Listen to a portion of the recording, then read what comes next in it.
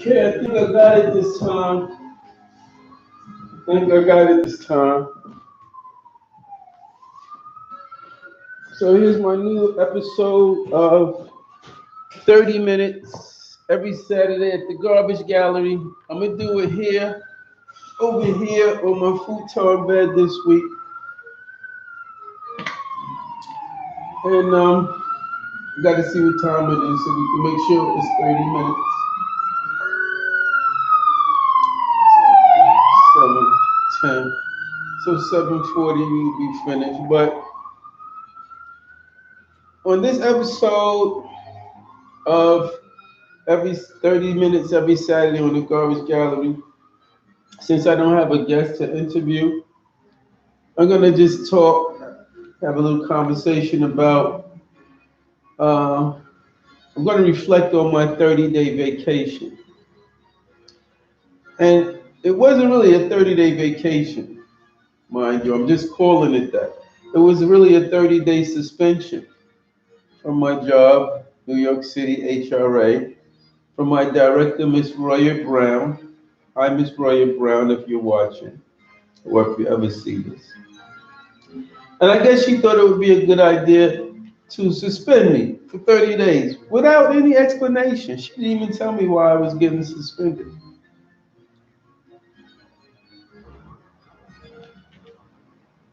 But I don't think it went how she expected it to go because I'm not just going to lay down and I'm not going to let someone abuse me like that and just lay down because there was no reason really to suspend me. I didn't do anything.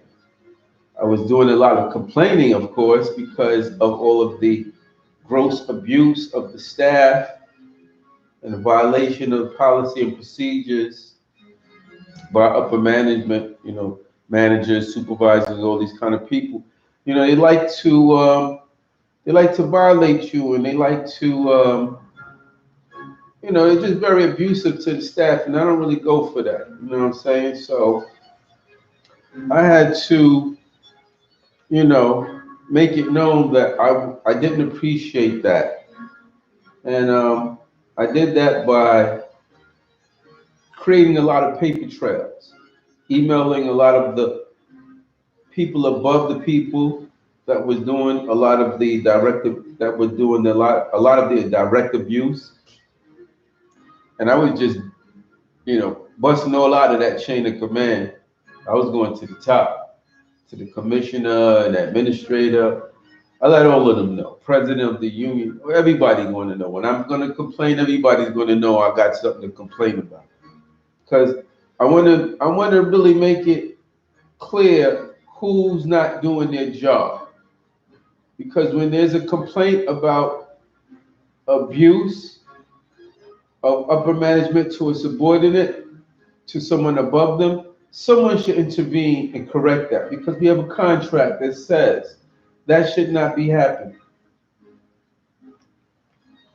I don't want to go into too much details because there was a lot of legalities to this, so I don't know how much of it I could really divulge and not divulge or put out there, whatever. But on the good side, the 30-day suspension turned into being a blessing in disguise because it ended up being a 30-day vacation for me. And I really needed it because I had no accumulated time saved.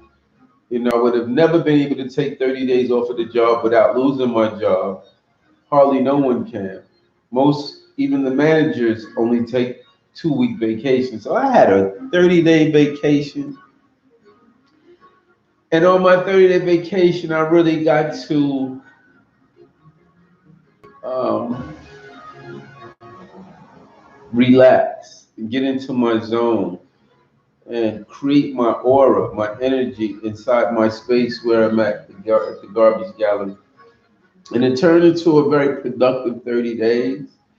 And all 30 days were righteous days. So now I'm on righteous months now. Starting from righteous days. What that is, when I'm saying that, um, I want to go 1 year of consecutive righteous days. And the righteous day is just a day where You've done everything you could have done to avoid any negativity. No negativity, no conflicts, none of that. Righteous days. So far, I've had 30 of them. 30 righteous days consecutively. That means one behind the other, behind the other. And I started from a day and then doing days. Then I got to weeks. And then I got through 4 weeks. And now I'm at months. So I'm at my first righteous month. And so now I need 11 more. And I'm going to really stay focused and get this done because I am uh, a political candidate. I will be running for the mayor of New York City in 2021, which is, almost 3 years away. Well, it'll be 2 years away in November because it's November of 2021, the election. So I plan on doing my 1 year of righteous days, the righteous days of just, grooming my mind, my body, my soul.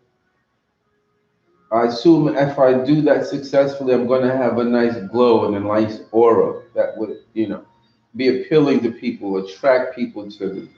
And at that time, I'll start um, my formal campaign. The name of my campaign is Rise of the Good People. If you want to go and see some of the ideas and some of my if you want to see some of the things that I'm incorporating into my platform and my perspective on a lot of things that I'm claiming and I'm representing, you can go to my website, riseofthegoodpeople.org, O-R-G, riseofthegoodpeople.org, and you can see what is it that I'm claiming. What will I represent as the next mayor of New York City in 2021?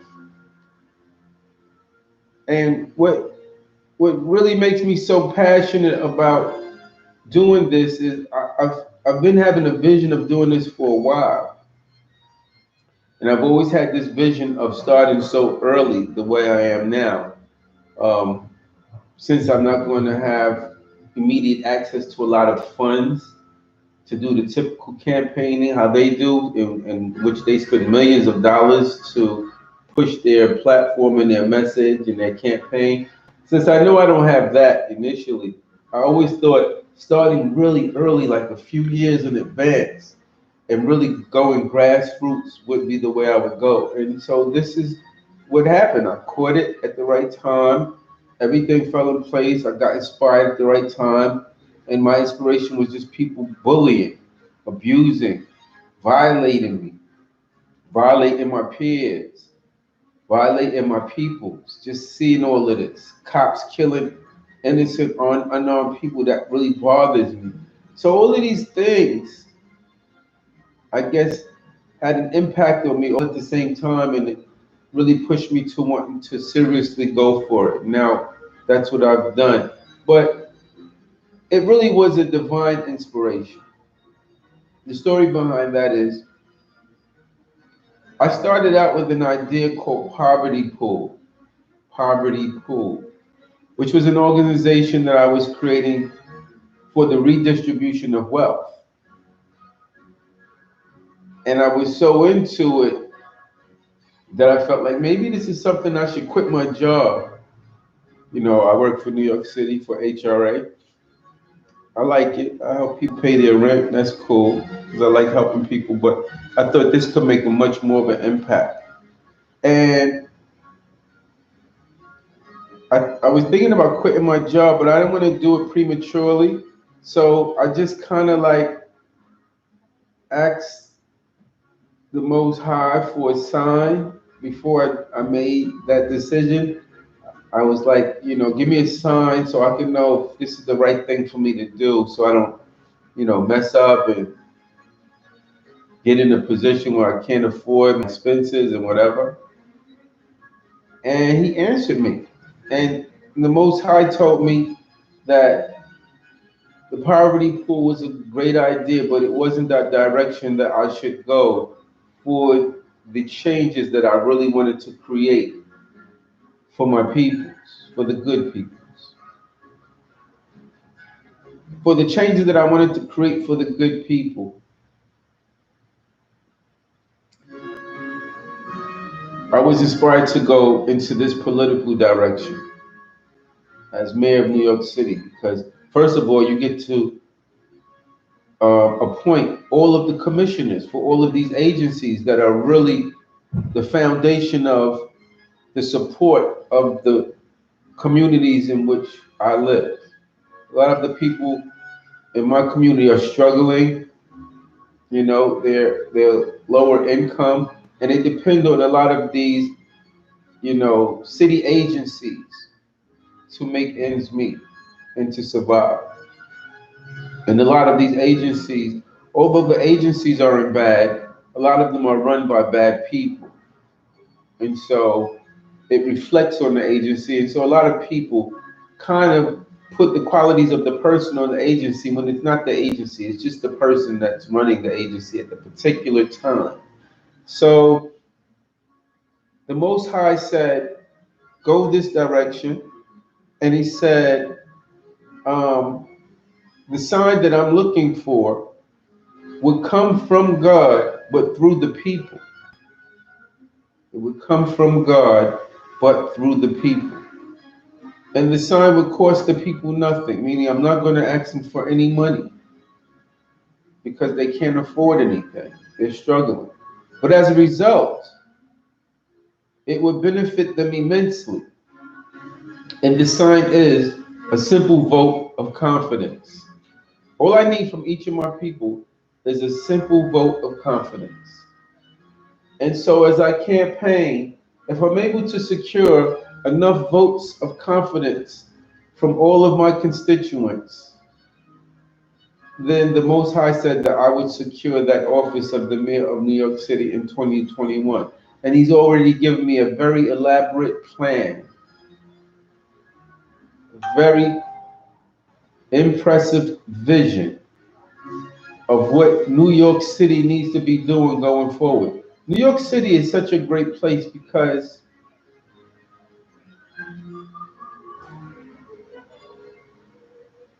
it's just like the most blessed land in the world, if you really think about it. New York is like Noah's Ark. We have a representation of every living creature from every corner of the globe. We have in New York City. It's represented here. They call it the melting pot and all of these different names because of this, and it's true. We're the most diverse community in the world. We have the most diversity in nationalities. We have the most diversity in cultures and traditions. We're the most diverse. This is the only place you could come and experience so many different cultures all in one place. And that's what makes it great. And a lot of these politicians don't get that.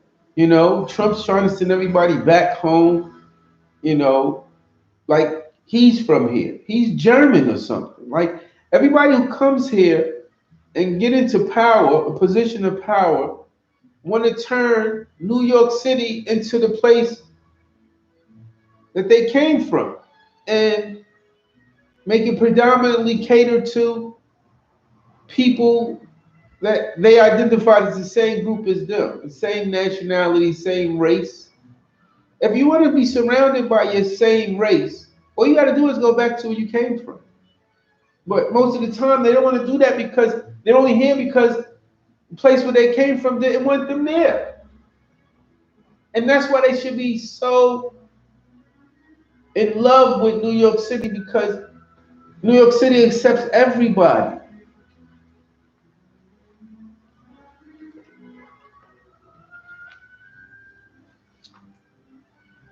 Um, and when I say the good people simply means it is not a race. I'm not talking about black people because there's black people that I'm not going to represent for. I'm representing. I judge people by their nature and the quality of the person. You know, and there's some people that's my same color that have no good intentions for me. Just as there's white people and Asian people, there's somebody from every group that don't care for you, that has some bad intention for you. But then there's people from every group who you can identify with, who you can relate to, who are similar qualities to you, similar principles. And these are people who I call the good people. You know, good people tend to stay to themselves. They don't want to really get involved in anything. They want to respect everyone else's space and have their space respected. They want to, treat people the same way they want to be treated. These are good people. And right now, I have the thing that I feel like the good people right now are an endangered species and they need to be protected.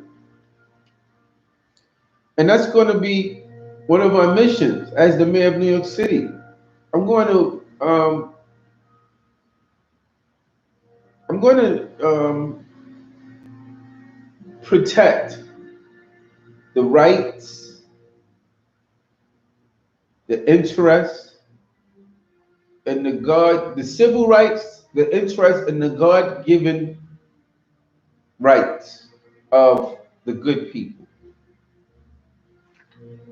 We have civil liberties, and we have God-given rights, like the right to life. People shouldn't be able to just take someone's life just so randomly like that. Like that's a God-given right. Like unless they really did something, we have to come up with, standards for that. And I'm sure they already have that. And that's when the person should be judged in terms of, the right to their life. And that shouldn't be done by a police officer on the street. Police officers shouldn't have the right to judge whether a person has the right to life. And that's happening a lot.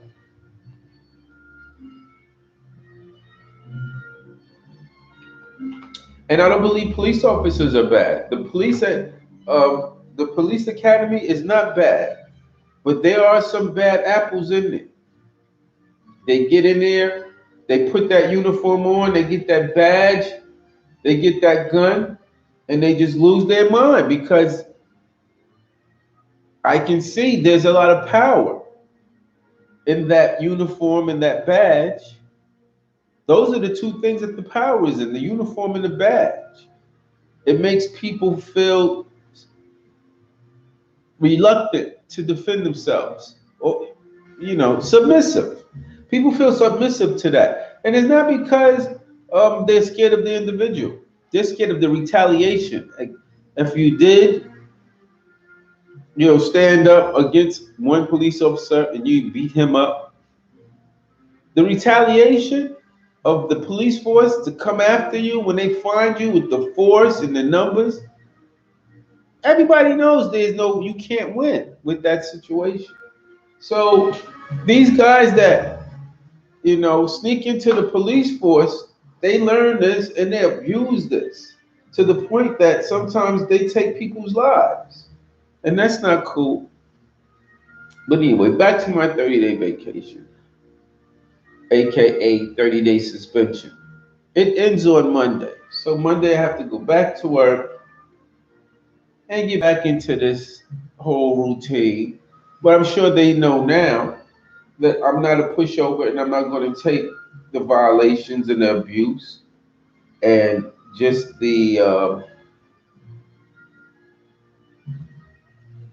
I'm not going to take the nonsense. I'm not going for that. So I want to see how things go when I get back. I'm going to continue my campaign. I'm going to continue with my clothing brand. Everything's really going good with that. My Sir Benny Miles clothing brand is really going really well.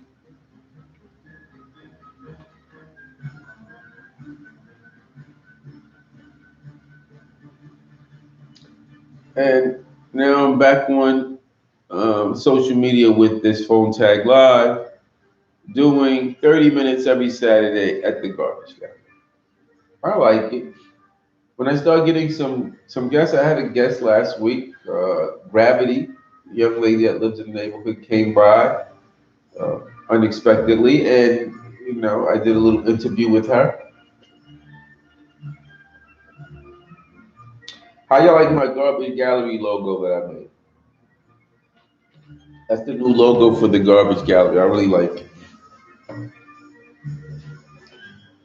So I'm really just, I'm I'm on my righteous path, following the righteous script, and I'm just playing my role, playing my part. That's all I'm doing. Now that I see, it's like I've been enlightened to the fact that life is just a script, and all you can do is play your role. And everybody around you, they have to play their role. If things are going to go the way the Most High intended for them to go, and therefore we have ups and downs. Sometimes people agree with you, sometimes people disagree with you, but that's how the script is written. And there's nothing you can do about that. The more I can be conscious of that, because even you don't have the power to just maintain your consciousness. It's like sometimes you're aware and then sometimes you're unaware. So even that's written in the script. But you know, as much as he allows me to be conscious, I like to remind myself that I'm following a script, and I don't have control over anything that's going on around me. I don't control any of this. It's not in my control. And the more I remember that, the less I get anxiety about the outcome of things. Because the outcome of things are the way the Most High wants them to be. And that's really the bottom line to all of that. It's not a lot of structure to my 30 minutes every Saturday at the Garbage Gallery. Especially this week, I'm just talking and just trying to, meet my obligations to making sure I post a video each Saturday for my 30 minutes every Saturday at the Garbage Gallery.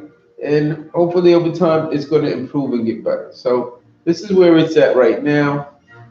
And this is just the second one, the third one. This is the third one. And as I go, I assume it'll get better, it'll get more structure, and hopefully my audience grows and everything goes great with it, right? What am I at? 23 seconds, 24 minutes. I got 6 more minutes. So if anybody's out there and you're watching this and you think you would ever want to be a guest on 30 minutes every Saturday at the Garbage Gallery, you can email me at thegarbagegallery@gmail.com and just tell me a little about yourself and what you do and what would you want to, what would you like to do on the show? I would. It's really open. It's really open. It's just a creative platform in motion. We can have an interview. I can interview you, or we can have a discussion, or you might want to showcase some stuff. it's so many things that can be done. You know, I'm just trying to create a platform that people have access and the ability to express themselves in whatever it is they have on their mind. Like I'm doing that, and I have lovely classical music in the background, and I'm just relaxing, man. I got the incense burning. I feel good. Tomorrow, I get to take care of a little more business.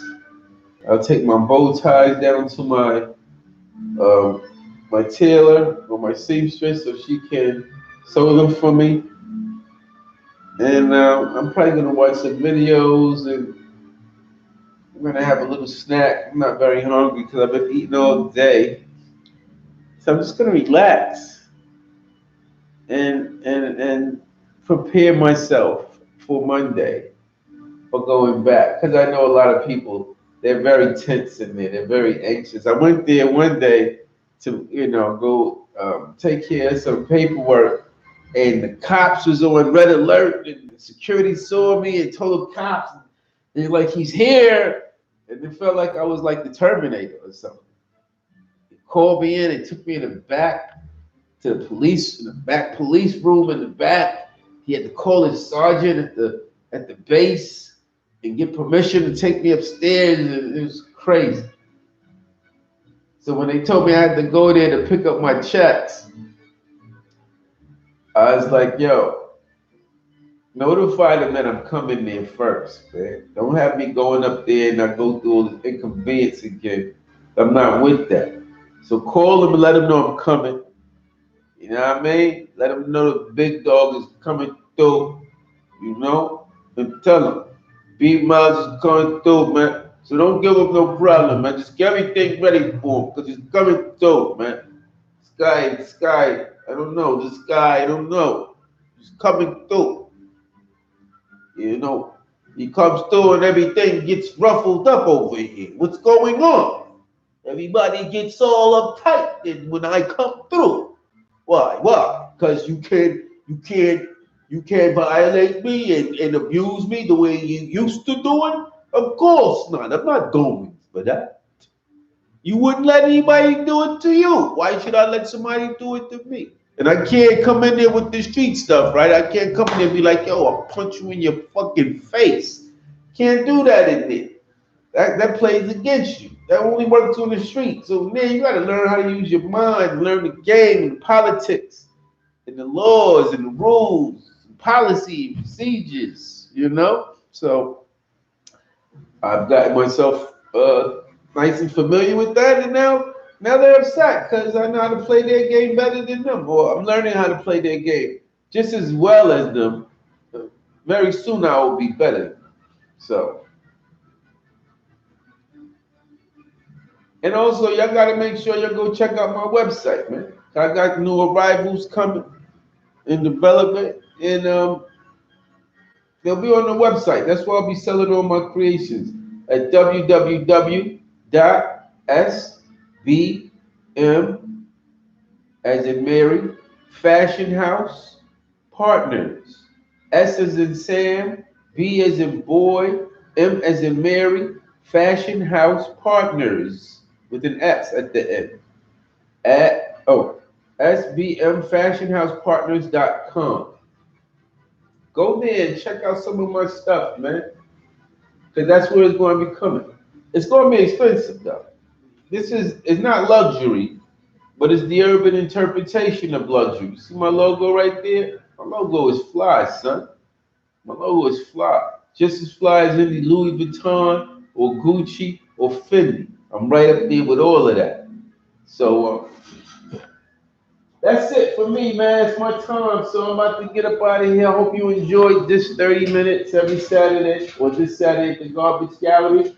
I'll be back next Saturday with another 30 minutes, and we'll do it again, all right? Till then, you guys enjoy yourself and be blessed.